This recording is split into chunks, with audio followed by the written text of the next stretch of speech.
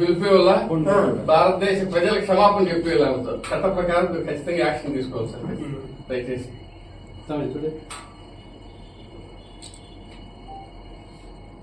అసలు క్రిస్టియన్స్ పంపించినాడనండి what is the evidence? నేను కూడా పంపిస్తాను వీడియో కూడా పెడతాను మీకు వీడియో కూడా.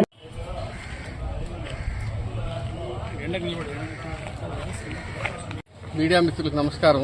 నా పేరు T H Chakrapani, senior journalist Hindupur. నేను నిన్నటి రోజు కాంగ్రెస్ అధ్యక్షురాలు వైఎస్ షర్మిల గారు ప్రధానమంత్రిని మోడీ గారిని ఉద్దేశించి ఆయన దేశంలో ఇంటర్నల్ టెర్రరిస్ట్ అనడము, నెక్స్ట్ పశ్చిమ బెంగాల్లో క్రిస్టియన్స్ను ఊతకోటి చంపించినాడు అనడము, మైనార్టీలకు వ్యతిరేకంగా ప్రవర్తిస్తున్నాడని చెప్పి మత విద్వేషాలు రెచ్చగొట్టడము, ఇలాంటి పనులన్నీ చేస్తుంది. ప్రపంచమంతా ఈ టెర్రరిస్టుల దాడిని ఖండించింటే ఈ ఒక్క షర్మిల గారు మాత్రమే కాంగ్రెస్ అధ్యక్షురాలు మన మోడీ గారి మీద బ్లేమ్ చేయడం చాలా తప్పిది.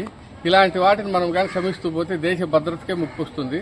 వీళ్ళ మీద కఠిన చర్యలు తీసుకోవాలా. మన దేశంలో ఉండి మన రాష్ట్రంలో ఉంటూ మన నీళ్లు తాగుతూ మన మధ్యలోనే ఉండి ఇలాంటి వాళ్ళు రాజకీయాల్లోకి ఎందుకు వచ్చినారనేది కూడా బాధకరము.